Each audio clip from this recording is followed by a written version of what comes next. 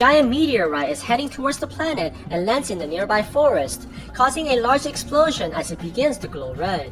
Somewhere in the city of Kaifeng, Dao is a newly appointed constable who's searching for criminals by asking around the local stores. He meets a very unique-looking woman who tells him that he should stop searching for the faces on the drawings as they're all clearly made up. Their arguments are cut short when Dao sees a man that resembles one of the criminals and begins following the suspect. The woman sees this and also takes out her demon detector, showing that there is a dangerous monster nearby as well. The constable follows the large man carrying a bowl with a goldfish inside and eventually arrives in a hotel, where the man yells at the owner to give him a room. Seeing the rude behavior of the customer, the owner refuses, giving the excuse that pets are not allowed inside the building.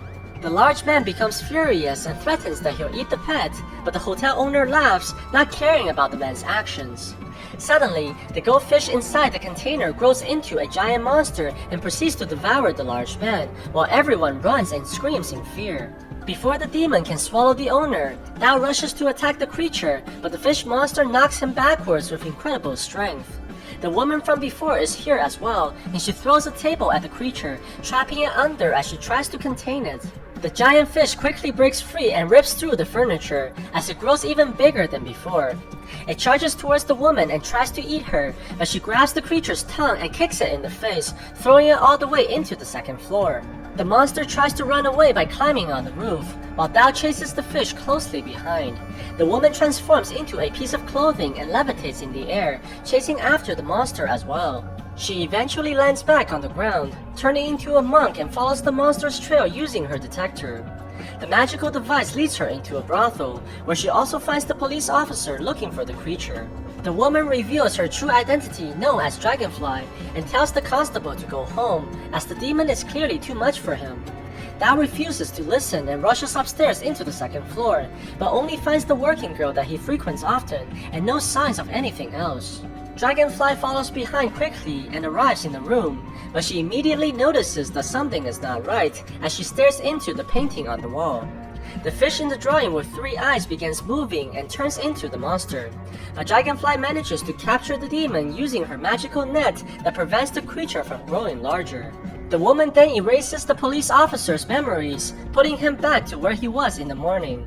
It turns out that Dragonfly is from the Wu Yin clan, and they have a secret base underground where they can monitor any demonic presence. The eldest member of the group, who they call the First Brother, notices something strange about the demon that they captured. After analyzing the creature's aura, he tells Dragonfly that the monster she caught is a trap using the sign language of their clan and leaves the room immediately. He feels that their enemy this time is very powerful, as he can sense the creature's aura even from here. He told the second brother, Yun, to follow the clues that the late master has left behind in order to find the holder of the great power known as Dunjia and the future successor of their guild. He will personally go to the city of Lo to meet the weapons master, who's recently found a legendary weapon known as the Slayer of Gods. Dragonfly immediately gathers all her guildsmen and tells them using the sign language to relocate and leave the fish demon behind. Before she leaves, the woman carves out a clue for the second brother so that he can find their location after his return. At the same time, Yun has arrived at a hospital after following the clues left by his master. He sneaks into the basement of the building where their most dangerous patient is held and finds a series of scratch marks that looks like it was made by a giant creature. The man walks into the room only to see a young woman sitting on the floor. He introduces himself to the girl and finds out that her name is Rin, but she doesn't seem to be sick at all. He offers her food and notices that the woman has a unique birthmark, which resembles the clue that his master left behind. Suddenly, the woman's eyes begin turning blue while she grows into a giant creature, and the loud scream can be heard all the way from the outside. Meanwhile, in the city of Kaifeng, the people began noticing a large amount of worms everywhere in the streets, and the meteorite that landed begins hatching open, releasing a large flying creature into the air. An earthquake shakes the entire city, and the Wu Yin clan notices that the temple of the ancestor have sunken into a large hole. They speculate that this must be the demon's doing, and they plan to go inside to see what the creature is after. The group enters the underground tunnel and eventually finds a large area that contains a ceiling formation, likely used to trap a powerful demon. Strangely, the container has the name of their guild written on it, and the center is surrounded by skeletons, presumably consisting of the previous guild members. They examine the seal closer and is surprised to see that the creature inside is still alive. Suddenly, they hear a scream from above and sees a man drop down from the caves. It turns out that the police constable is here as well in order to find out the origin of the earthquake. The guild members see the man lying on the floor and tells him to leave immediately, as this place is about to become very dangerous. They hear the creature coming inside the caves and rushes out, only to see the entity transform into a devil-like monster that levitates in the air. The red creature looks at the containment seal and begins releasing a shockwave, sending the guild members flying backwards and stunning them with the noise. The demon breaks off the seal and releases the creature inside, which resembles a giant bat that's capable of flying as well. The black demon charges towards the people and knocks them away easily one by one. Dragonfly recovers and tries to fight back using her gadgets, but the monster breaks through the weapons and knocks her to the ground. The demon then conjures up its powers and lifts the woman in the air, planning to finish her off as it brings her closer. Dao sees this and charges at the monster, trying to save the girl, but the demon quickly counters by grabbing onto the man's arm and cutting off one of his legs. Dragonfly sees that Dao is dying and quickly tackles him away from the monster, which results in the man losing his arm as well.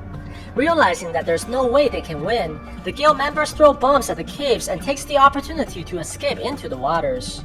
The group makes it back to their hideout and tries their best to save the constable and stop his bleeding. Surprisingly, the second brother has made it to their location as well, surviving his visit in the hospital and bringing back the girl named Ring. He explains that the young girl they see in front of them is the person destined to be their leader, as everyone looks at him in disbelief. Yun tells his comrades that when he entered the hospital and met the girl, she quickly transformed into a giant creature that resembles a peacock. The monster began attacking Yun furiously, but he was able to reverse the transformation by hitting the creature's heart and turning the girl back to human once again. It shows the people the birthmark on the girl's arm, which they quickly recognize as the symbol of their guild master. But Dragonfly is skeptical of the girl, as Rin doesn't seem to remember anything about her past. They also erase the memories of Dao, as he can't be a police officer anymore because of the injuries, and they give him artificial limbs so that he can walk by himself. The team decides to head towards the city of Lo and meet up with the first brother now that they found the supposed leader of their entire guild. At the same time, the weapon master is meeting with the leaders of the 5 guilds in order to figure out the true nature of the legendary weapon, the Slayer of Gods. The leaders come closer while the man opens the container, only revealing that it's empty inside. However, when the leader of the Tang Guild examines the box further, it begins transforming, revealing a glowing orb that slowly becomes larger. The guild leaders then begin using their individual powers on the box, and it transforms even further, eventually turning into a giant dagger at the hands of the Flame Master. The Weapon Master is surprised that the legendary weapon is somehow related to their powers, but notices something wrong with the Tao leader, as the man never used any of his powers. He also realizes that the man has a similar aura as the fish demon that was captured, suspecting that the leader is actually a demon in disguise. It turns out that the Weapon Master is actually the first brother, who transformed into the old man prior to the meeting in order to single out the demon. The first brother then begins chanting as he uses a sealing technique, trapping the demon inside the illusion that he created. Seeing that the cover is blown, the creature begins transforming into its true form as it breaks free from the mental prison. The red demon unleashes her powers and knocks back all the guild leaders at the same time. The black demon flies in and takes the dagger from the Flame Master, landing on top of the building. The creature reveals that he has control over all the guild leaders after tricking them into ingesting the herbs that boosted their powers but also made them into his puppets. He orders the leaders to attack the first brother, and the red demon takes the orb while the man's not looking.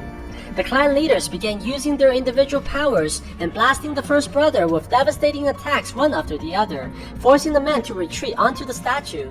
He then gets bombarded from above as well, and falls under the broken statue, apparently getting crushed by the massive weight. The Flame Master continues to attack the man, turning the structure into flames and rubbles. The Black Demon reveals that he actually created the Slayer of Gods using the powers of the 5 guilds, and the real plan for this meeting was to cripple the Wu Ying clan by killing their strongest member. Meanwhile, the team arrives at the city of Lo, and they take shelter inside a hotel as they search for the first brother's whereabouts. Dao decides to say goodbye to the guild members, as he doesn't want to overstay his welcome, realizing that he's not part of the clan. He walks inside Ring's room to say farewell, but notices that the dead flower on the table is coming back to life. The girl explains that she always used to make the flowers bloom when she was feeling bored, but never really knew the full extent of her powers. She tells Dao to sit down and show her his wounds, and the girl begins focusing her energy inside the man's arm, making it regenerate as Dao screams in pain. Amazingly, his entire arm is grown back in no time, and the same thing begins happening to his leg as well. However, the whole process was extremely taxing on the girl's body, causing blood to run out from her head, which eventually renders her unconscious. On the other side, Dragonfly and her team notice the incoming danger as they're quickly ambushed by the leaders from the other clans. Numerous flying blades bombard the area, shredding everything into pieces as the leader of the Tank Guild arrives to kill everyone. They all try to attack the man at the same time, but are quickly knocked away by the shockwave that's created from the man's power. Dragonfly rushes in to fight the guild leader alone, but after exchanging a few hits, she gets wounded by the man's magic, which knocks her back into the buildings. Dao rushes towards her to help, but the woman is shocked to see that the constable has regained his limbs. The enemy approaches closer to finish them off, but Dragonfly refuses to give up and decides to fight, giving her comrades a chance to escape. The opponent throws the blades at Dragonfly, but Dao jumps in to protect her, and surprisingly was able to stop the attack by obtaining control over the flying shredders. Dao takes this opportunity to send the weapons back at the man and knocks him flying into the buildings. Dragonfly decides to run with the teammates, but Dao secretly stays behind after obtaining incredible powers from the limbs that he regained. Even though he's not fully able to control his abilities, the powers are enough to disable the leader of the Tank Guild as he holds the man by his neck using one hand. Suddenly, a barrage of flames are thrown towards both of them and turns the guild leader into dust but doing little damage to Dao. The Flame Master arrives and charges at the man with the intention to kill, but gets knocked back easily into the air. Dao runs quickly towards the opponent, leaping into the air and landing a devastating uppercut, then knocking the man into the ground, killing him as well. Meanwhile, Dragonfly runs into the Weapon Master, who offers to help them and bring them to the First Brother. The woman hesitates but takes the offer as she has little options. They arrive in a remote forest away from the fights, and the Weapon Master transforms back into the First Brother, showing that the man survived the attack from earlier. He tells the two that he found the true identity of Rin, and she's not the successor of their clan. In fact, she's a weapon made by the demons for the purpose of destroying their guild. The man then turns to attack Rin immediately by charging towards her, but the girl was rescued just in time by someone that looks exactly like the First Brother. It turns out that the man from before was the imposter as he transforms back into the Master of Death. The two begins to fight as the First Brother sends multiple swords towards the opponent, giving his team the chance to escape the area. However, the leader of the Water Clan shows up behind the fighters and attacks them using his magic, killing the Death Lord and gravely wounding the First Brother. He then grabs onto Dragonfly and Yun, trying to crush them under his power.